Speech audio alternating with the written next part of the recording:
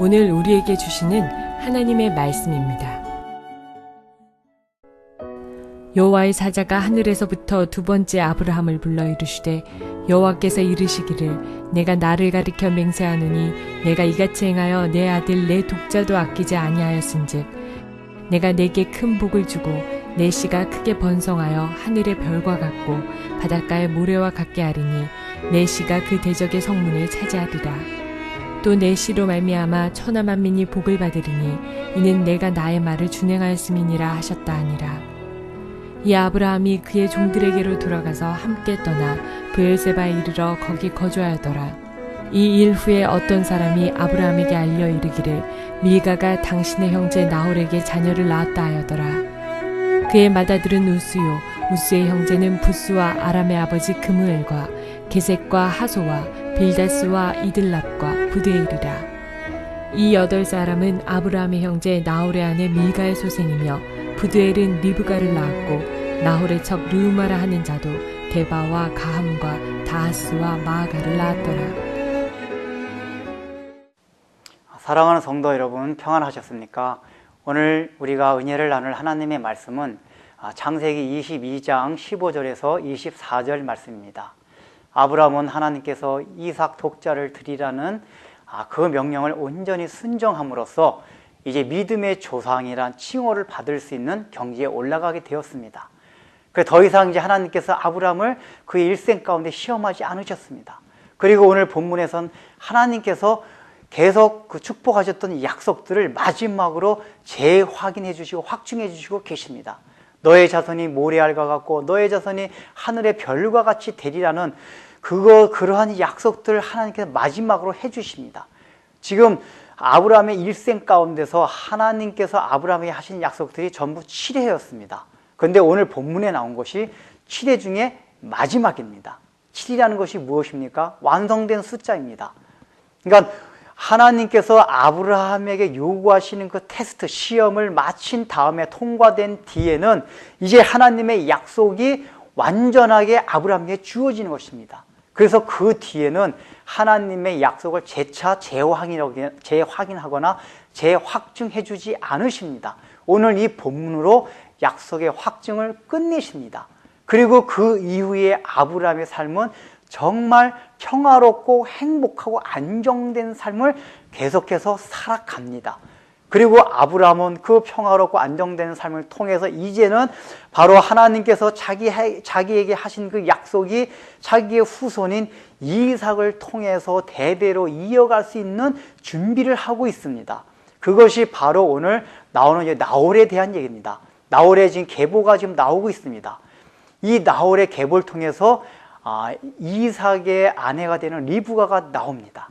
왜 지금 성경의 기자는 이 족보를 넣었을까요? 이제 아브라함은 하나님 앞에 온전히 순종하였고 하나님께서는 더 이상 아브라함에게 시험하거나 테스트할 것이 없고 이제는 그는 행복하게 살아가면 되는 것입니다. 이제는 시대가 바뀌는 겁니다. 족보가 바뀌는, 족보를 통해서 새로운 시대를 우리에게 알려주고자 하는 겁니다. 이삭의 시대가 도래하고 있다는 것입니다.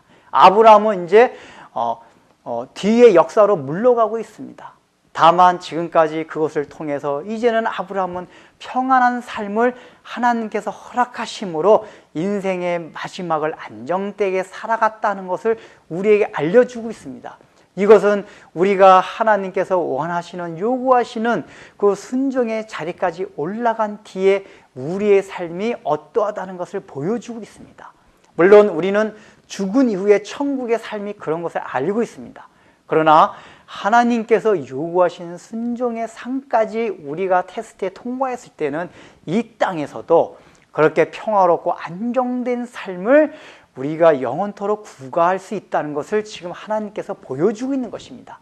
그것이 안 되기 때문에 우리의 삶에 굴곡이 있는 것이지, 물론 또 어떤 특별한 섭리에서 고난을 주시는 경우는 있지만은 하나님이 우리 신자를 향한 일반적인 뜻은 이렇다는 것입니다. 그래서 오늘 이제 마지막 족보를 리브가를 통해서 새로운 시대가 되는데 한 가지 중요한 것은 왜 나홀의 족보가 아브라함의 이 조상, 고향 땅, 그 다음에 아브라함의 같은 계보에 있는 사람을 통해서 그 아내를 얻었는가에 대한 것이 우리가 좀 생각해 볼 문제입니다. 그것은 무엇입니까? 바로 가나안 족속 중에서 아브라함이 이삭의 아내를 선택하지 않고 원래 자기의 땅 셈의 후손을 통해서 이삭의 아내를 얻겠다 하는 그 표현이 족보에 나온 것입니다. 이것이 무엇입니까? 아브라함의 삶이 지금까지 분리의 삶이었습니다. 첫 번째는 본토와 친척과 아비를 떠나는 분리였습니다. 두 번째는 바로 롯이 떠나는 분리였습니다. 세 번째는 이스마엘과의 분리였습니다. 그리고 마지막에 또 이삭과의 분리였습니다.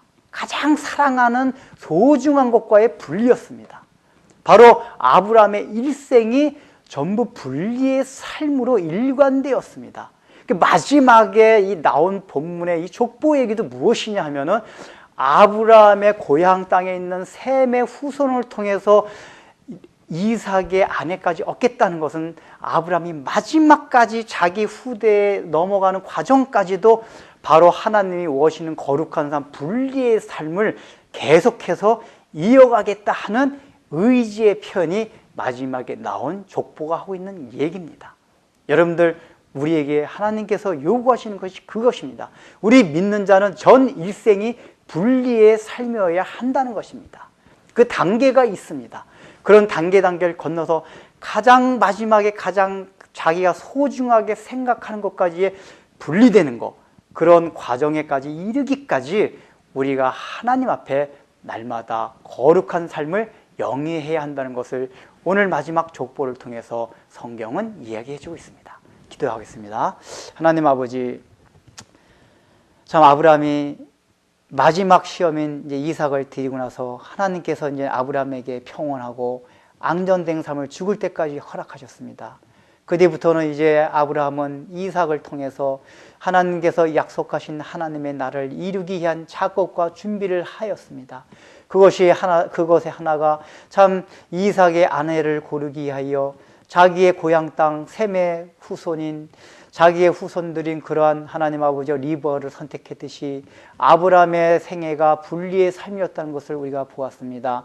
우리 신자에 요구하는 것이 우리의 일생은 늘 분리된 삶을 살아야 한다는 것이 하나님의 뜻임을 우리가 알아서 날마다 우리의 삶 가운데서 정말로 분리된 생활을 점진적으로 해가서 가장 소중한 것까지도 마지막까지 분리할 수 있는 그러한 삶이 될 수 있도록 우리 주님께서 은혜를 베풀어 주옵소서. 예수님의 이름으로 기도드립니다. 아멘.